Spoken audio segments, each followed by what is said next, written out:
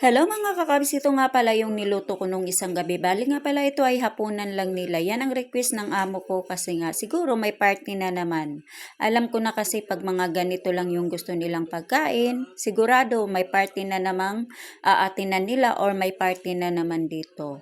At yan nga pala yung aking gagawin nga pala ay bali mag burger lang ako, bali yung patty beef at saka chicken.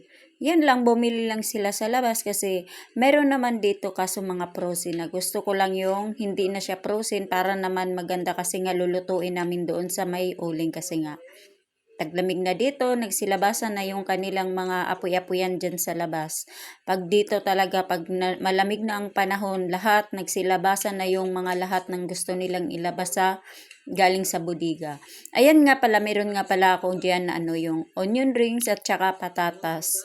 Bali yan lang ang aking muna ipiperito dyan kasi madali lang naman yan. At doon na rin ako, nagluluto rin ako sa labas ng yung burger patty.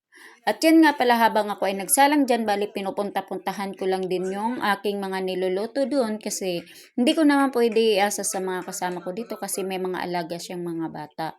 Kasi mahirap na pag ano ko pa na may mga alaga silang bata, baka mamaya maghawak-hawak yung mga bata, mapaso pa, di ba?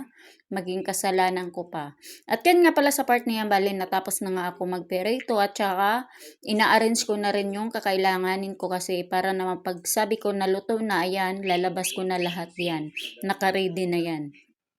Meron akong ginagayat siya na kamatis at saka sibuyas at saka meron akong lettuce. Ganyan lang, may ketchup at saka iba pang